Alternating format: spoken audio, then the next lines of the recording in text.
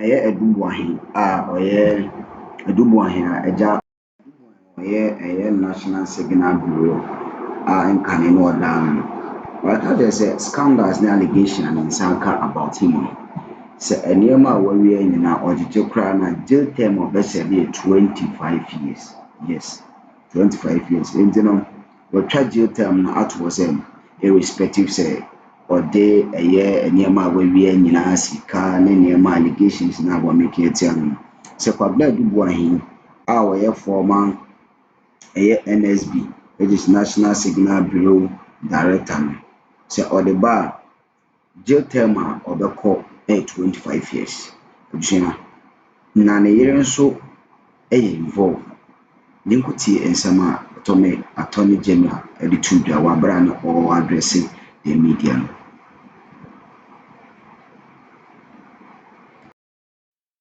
That's the best scenario. We have a plea bargaining regime in this country.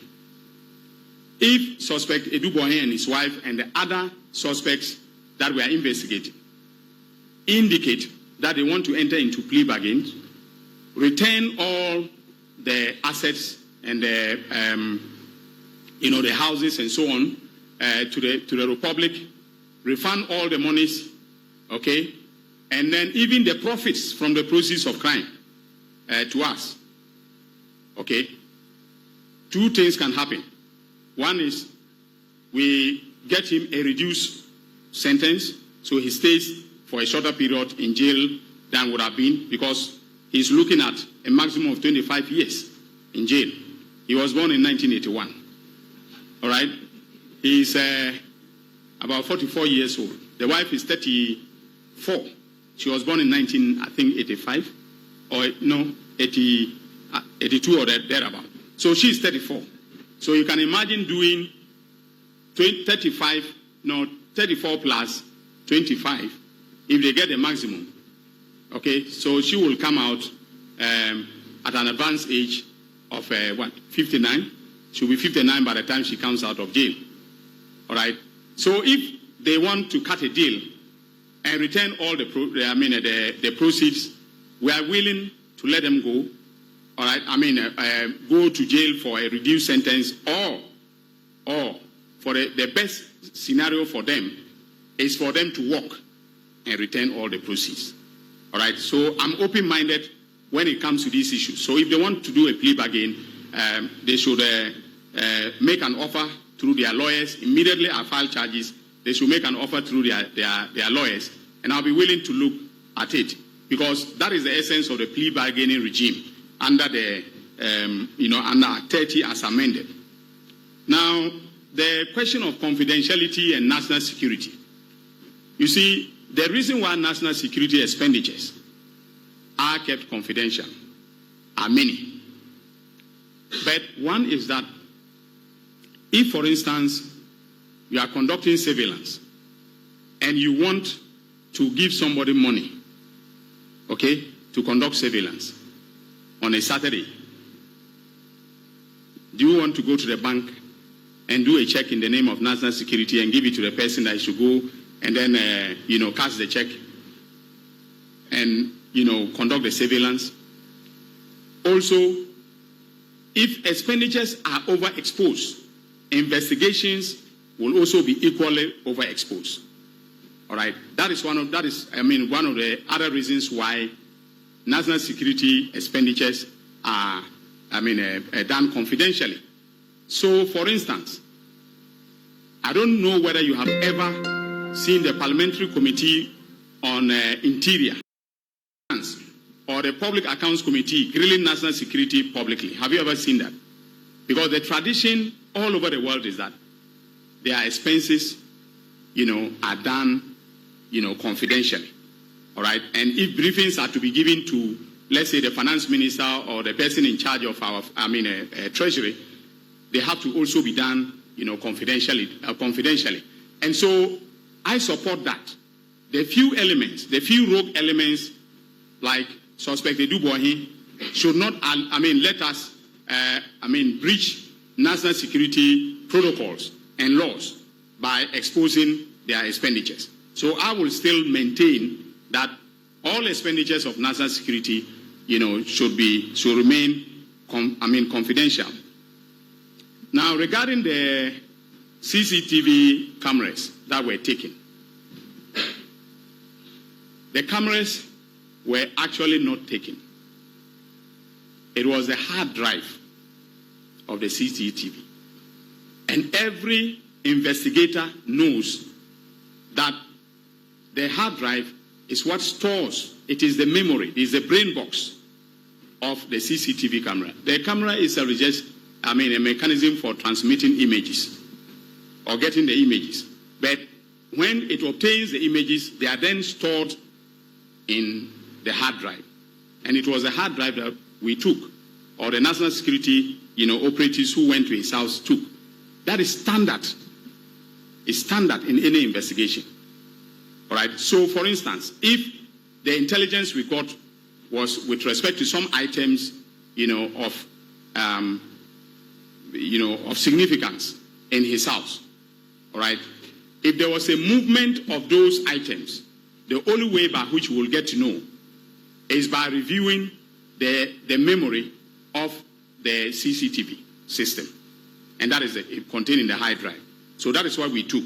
So those who are saying that we went and took CCTV cameras, are mistaken, and they are being mischievous in whatever they are doing with that information.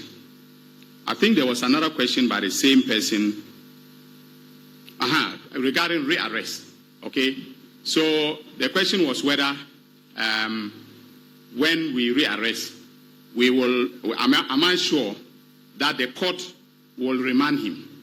Now, that is a burden on me when I make the application to the court to show quite clearly that he's a flight risk. Now, all of you and my fellow countrymen and women listening and watching to me, from all the details that I have given with respect to the plans that he made to escape surveillance, if you want, such a person to be roaming on the streets, okay, whilst investigations are going on, then you run the risk of him escaping. And I told you that Mr. Samoa, the CEO of GIF, is playing hide and seek with us. I'm sure from Senegal he will go somewhere else. And usually what they do is that they will go to a country where they know that we don't have an extradition treaty with. Okay, so I can't request that they be extradited, to stand trial. But we are monitoring him, and I'm sure one day we'll get him. He will arrive in this country, either voluntarily or involuntarily. Now, OSP and then Honorable Ken Oforiata, I have not yet had that conversation with OSP. So when I have that conversation, I will give you the details. Then also, someone asked about backdoor CCTV issues. If you can clarify the question, I think I've forgotten exactly what it was about. Yeah,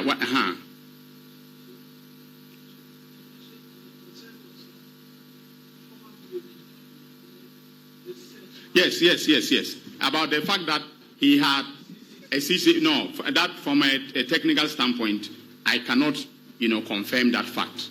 All right. I haven't held any conversations with national security on that specific issue, and I'll not there, answer a question on that. And then the last one was white collar crime and the burden of proof. You will note from everything that we have done, this is, your prototypical white collar crime. Okay? Now, non-white collar crime is stealing a goat or cassava to feed your family. But those who wear ties, like myself, and then they sit in public office and steal money, that is white collar crime. And if you investigate very well, you will certainly, come a classic job. There are other white crimes were committed.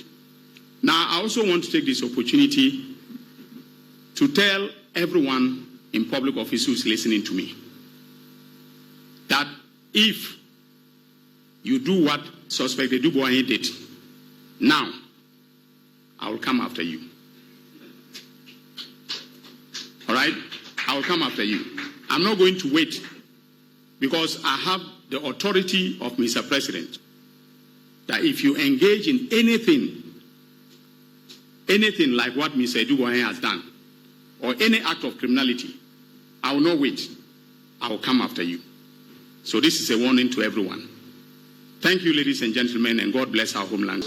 Breakdown of what the whole issues have been by way of his office. And one of the things that he started telling us about is to the effect of the Edu Boahen's case. And he's revealed some startling information about some detail that they have gotten, to the extent that he has made an order that he be released and rearrested, taken to court, and in order to satisfy the 48-hour rule, the courts should remand him. That he touched on. He also been touching on about the Professor Amoya Okonfi, the Sky Train matter, where, as we speak, he indicated that over $2 million have been released at a time that there was no board in place and all of that. That is also quite interesting revelation that the Attorney General has been giving.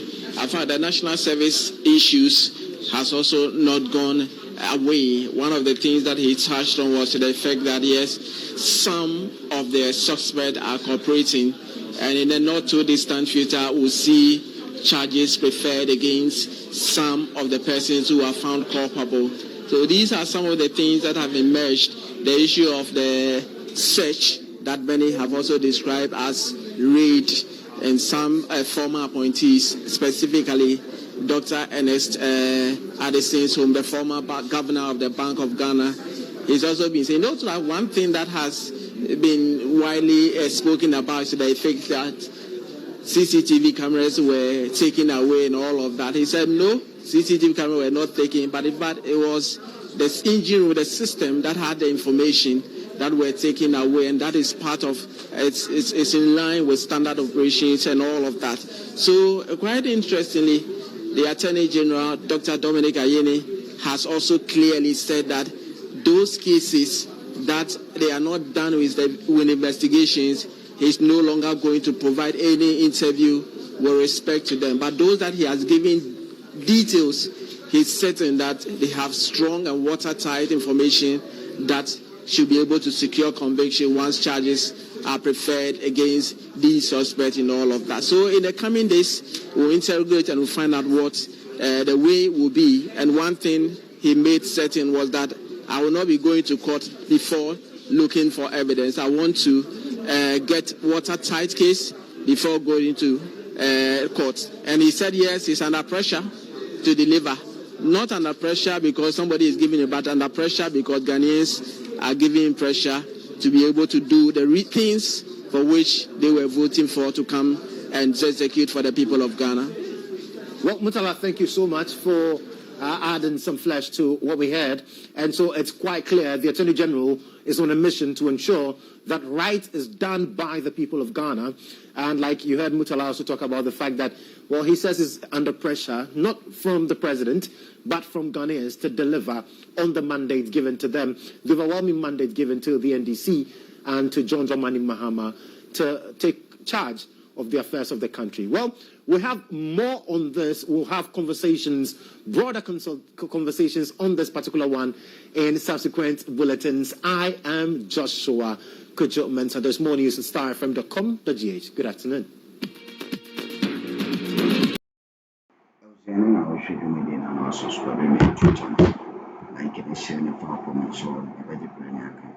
Attorney General Pierre Bekasana is now